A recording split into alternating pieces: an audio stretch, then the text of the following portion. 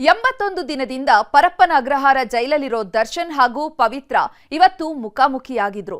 ಕೋರ್ಟ್ನಲ್ಲಿ charge frame ಆಗ್ತಿದ್ದಂತೆ Darshan ಸುಳ್ಳು sir ಸುಳ್ಳು ಅಂತ ಮನವಿ ಮಾಡಿಕೊಂಡ್ರು. ಸ್ವಾಮಿ ಕೊಲೆ ಕೇಸ್ನಲ್ಲಿ ಬಂದಿಯಾಗಿರುವ ಡಿ ಗ್ಯಾಂಗ್ಗೆ ನವೆಂಬರ್ 10ರಿಂದ ಅಸಲಿ ನರಕ ಶುರುವಾಗಲಿದೆ.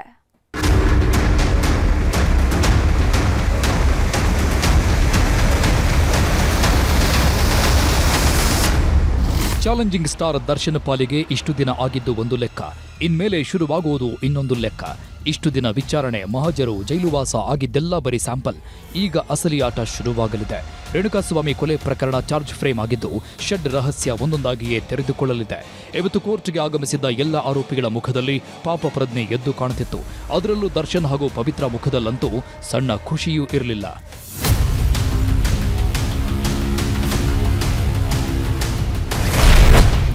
ಸುಬ್ಬಿಗೆ ಶುರುವಾಯಿತು ತನಿಖೆ ಬಿಸಿ. ನವೆಂಬರ್ 10ರಿಂದ ಶುರುವಾಗಲಿದೆ ಅಸಲಿ ವಿಚಾರಣೆ. ಇಷ್ಟು ದಿನ ಹಾಸಿಗೆ ದಿಂಬು ಬೇಲು ಅಂತ ಎಳೆದಾಡ್ತಾ ಇದ್ದ ದರ್ಶನ್ ಪ್ರಕರಣದ ಅಸಲಿ ವಿಚಾರಣೆ ಇನ್ಮೇಲೆ ಶುರುವಾಗುತ್ತೆ.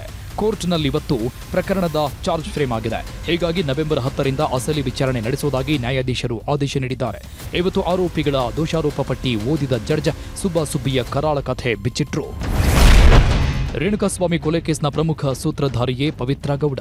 A2, A3, A10 ಜೊತೆ ಸೇರ್ಕೊಂಡು ಪವಿತ್ರ ಗೌಡ ಸಂಚು ರೂಪಿಸಿದ್ರು. ನಂತರ ಪಕ್ಕಾ ಪ್ಲಾನ್ ಮಾಡಿಕೊಂಡು ರೇಣುಕಾಸ್ವಾಮಿಯನ್ನ ಅಪಹರಣ ಮಾಡಿದ್ರು. ದರ್ಶನ್ ಅಭಿಮಾನಿಗಳ ಸಂಘದ ಅಧ್ಯಕ್ಷನ ಜೊತೆ ಸೇರಿ ಅಪಹರಣ ಮಾಡಿದ್ದರು. ರೇಣುಕಾಸ್ವಾಮಿಯನ್ನ ಚಿತ್ರದುರ್ಗದಿಂದ ಕಾರ್ನಲ್ಲಿ ಕಿಡ್ನಾಪ್ ಮಾಡಿದ್ದರು. ನಂತರ RR ನಗರದ ಶೆಡ್ನಲ್ಲಿ ಅಕ್ರಮವಾಗಿ ಕೂಡಿಟ್ಟಿದ್ದರು. ಶೆಡ್ನಲ್ಲಿ ಇಟ್ಟಿರುವ ಬಗ್ಗೆ A2 ದರ್ಶನ್ ನಿಮಗೆ ತಿಳಿಸಿದ್ರು. ನಿಮ್ಮನ್ನ ಶೆಡ್ಗೆ ಕರೆತಂದಾಗ ಚಪ್ಪಲಿಯಲ್ಲಿ ಹೊಡೆದು ಅಪಮಾನಿಸಿದ್ರು. ಕೊಲೆ ಉದ್ದೇಶದಿಂದ ರೇಣುಕಾಸ್ವಾಮಿಗೆ ಚಪ್ಪಲಿಯಿಂದ ಹೊಡೆದಿದ್ರಿ, ಮಾರಣಾಂತಿಕ ಹಲ್ಲೆ ಮಾಡಿ ಒಂದು ರೂಮ್ನಲ್ಲಿ ಹಾಕಿದ್ರಿ ಅಂತ ಸಲ್ಲಿಕೆಯಾಗಿರೋ ದೋಷಾರೋಪ ಪಟ್ಟಿಯನ್ನ ಜಡ್ಜ್ ಏಳಿಯಾಗಿ ತೆರೆದಿಟ್ರು. ಇನ್ನು ಸ್ವಾಮಿ ಕೊಲೆ ಕೇಸ್ನ A2 ದರ್ಶನ್ ತಲೆ ಮೇಲೆಯೂ ಸ್ವಾಮಿ ತೂಗುಗತ್ತಿ ನೇತಾಡ್ತಿದೆ. ದರ್ಶನ್ ಮೇಲೆಯೂ ದೋಷಾರೋಪಗಳ ಸರಮಾಲೆಯೇ ಇದೆ.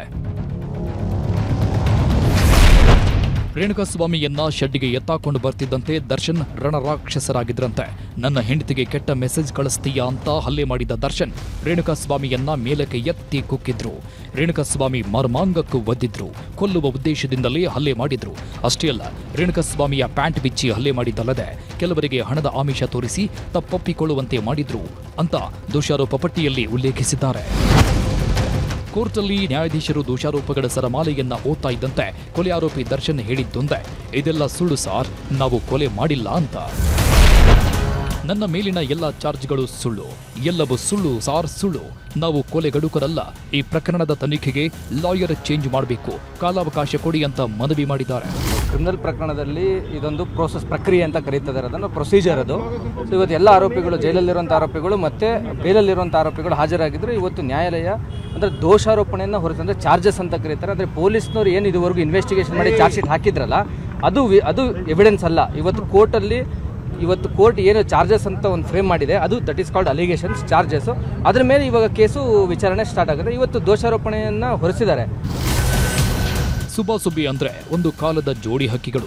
ಸ್ನೇಹದ ಹೆಸರಲ್ಲಿ ಪ್ರೇಮ ಸೌಧ ಕಟ್ಕೊಂಡವರು ಇವರು.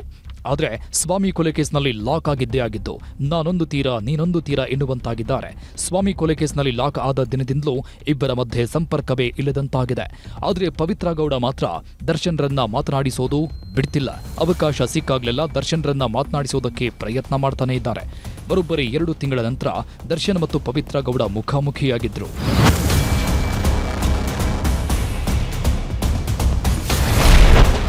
ದರ್ಶನ್ರ ಗೆಟಪ್ ನೋಡಿದ್ರೇನೆ ಗೊತ್ತಾಗುತ್ತೆ ಯಾವ ಲೆವೆಲ್ಗೆ ಬದಲಾಗಿದ್ದಾರೆ ಅಂತ. ದರ್ಶನ್ ಹಾಗೂ ಪವಿತ್ರ ಗೌಡ ಇಬ್ಬರು ಹಣೆಗೆ ಕುಂಕುಮ ಇಟ್ಕೊಂಡು ಬಂದಿದ್ರು. ಇವತ್ತು ದರ್ಶನ್ ಗ್ಯಾಂಗ್ ಕೋರ್ಟ್ಗೆ ಬರುತ್ತೆ ಅನ್ನೋದು ಗೊತ್ತಾಗಿ ದರ್ಶನ್ ನೋಡಲು ವಕೀಲರ ದಂಡೇ ಸೇರಿತ್ತು.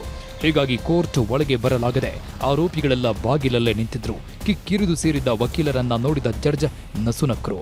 ನಂತರ ಜಡ್ಜ್ ಸೂಚನೆ ಮೇರೆಗೆ ವಕೀಲರನ್ನೆಲ್ಲ ಹೊರಗೆ ಕಳಿಸಿ ಚಾರ್ಜ್ ಫ್ರೇಮ್ ಮಾಡಲಾಯಿತು. ಕೋರ್ಟ್ನಲ್ಲಿದ್ದಾಗಲೇ ದರ್ಶನ್ರನ್ನ ಮಾತನಾಡಿಸೋದಕ್ಕೆ ಪವಿತ್ರ ಇನ್ನಿಲ್ಲದ ಪ್ರಯತ್ನ ಪಟ್ರು. ಮುಂದೆ ಬರುವಂತೆ ದರ್ಶನ್ಗೆ ಕೈ ಸನ್ನೆ ಮಾಡಿ ಕರೆದ್ರು. ಹೀಗಾಗಿ ದರ್ಶನ್ ಸೀರಿಯಲ್ ಪ್ರಕಾರವಾಗಿ ಪವಿತ್ರ ಪಕ್ಕದಲ್ಲೇ ದರ್ಶನ್ ಬಂದು ನಿಂತರು. ಎಲ್ಲ ಮುಗಿದ್ಮೇಲೆ ದರ್ಶನ್ ಹೊರಟಿದ್ದ ವಾಹನ ಹತ್ತೋದಕ್ಕೆ ಪವಿತ್ರ ಗೌಡ ಹೊರಟಿದ್ರು. ಈ ವೇಳೆ ನಿಮ್ಮ ವೆಹಿಕಲ್ ಇದಲ್ಲ ಅಂತ ಪೊಲೀಸರು ಕರೆದೊಯ್ದ್ರು. ಇದೇನಾಗಿದೆ, ಇವತ್ತು ಚಾರ್ಜ್ ಆಗಿದೆ. ಟ್ರಯಲ್ನ ಡೇಟ್ನ ಫಿಕ್ಸ್ ಮಾಡೋದಕ್ಕೆ ಅಂತ 10/11ಗೆ ಡೇಟ್ ಕೊಟ್ಟಿದ್ದಾರೆ. ಸೊ ಟ್ರಯಲ್ ಯಾವಾಗ ಫಿಕ್ಸ್ ಆಗುತ್ತೋ ನೋಡೋಣ. ಅದಾದಮೇಲೆ ಪ್ರತಿಯೊಂದು ಡೇಟಲ್ಲೂ ವಿಟ್ನೆಸ್ಗಳು ಬರ್ತಾರೆ, ಅದ್ರ ಪರ ಕ್ರಾಸ್ ಎಕ್ಸಾಮಿನೇಷನ್ ನಡೀತಾ ಹೋಗುತ್ತೆ. ನನಗೇನಂದರೆ ಇದೊಂಥರ ಈ ಕೇಸನ್ನು ಒಂಥರ ಸ್ಪೆಷಲಾಗಿ ಟ್ರೀಟ್ ಮಾಡಬಾರ್ದು. ಇದು ಎಲ್ಲ ಕೇಸ್ ಥರನೇ, ಇದು ಒಂದು ನಾರ್ಮಲ್ ಕೇಸ್ ಅಷ್ಟೇ. ಅದೇ ಥರನೇ, ಯಾಕಂದರೆ ಇದೊಂದು ಒಂಥರ ಹೈಪ್ ಆಗಿ ಹೋಗೋದ್ರಿಂದ ಇದೊಂಥರ ಅದನ್ನು ಬೇರೆ ಥರನೇ ಒಂದು ತಗೊಂಡು ಇದೊಂಥರ ಸ್ಪೆಷಲ್ ಕೇಸಾಗಿ ಟ್ರೀಟ್ ಮಾಡಬಾರ್ದು ಅನ್ನೋದು ಒಂದು ಇವತ್ತು ಕೋರ್ಟಲ್ಲಿ ಕೂಡ ನಾವು ಹೇಳಿದ್ದು. ದರ್ಶನ್ ನೋಡುವುದಕ್ಕೆ ನೂರಾರು ಅಭಿಮಾನಿಗಳು ಆಗಮಿಸಿದ್ರು. ಕೋರ್ಟ್ ಅಂಗಳಕ್ಕೆ ದರ್ಶನ್ ಬರ್ತಿದ್ದಂತೆ ಡಿ ಬಾಸ್ ಅಂತ ಅಭಿಮಾನಿಗಳು ಘೋಷಣೆ ಕೂಗಿದ್ರು. ಆದರೆ ದರ್ಶನ್ ಮಾತ್ರ ಇದ್ಯಾವುದಕ್ಕೂ ರಿಯಾಕ್ಟ್ ಮಾಡೋ ಸ್ಥಿತಿಯಲ್ಲಿ ಇರಲಿಲ್ಲ. ಒಟ್ನಲ್ಲಿ ಸ್ವಾಮಿ ಕೊಲೆ ಕೇಸ್ನ ಅಸಲಿ ವಿಚಾರಣೆ ಮುಹೂರ್ತ ಫಿಕ್ಸ್ ಆಗಿದೆ. ನವೆಂಬರ್ 10ರಿಂದ ಆರೋಪಿಗಳ ಡ್ರಿಲ್ ಶುರುವಾಗಲಿದೆ.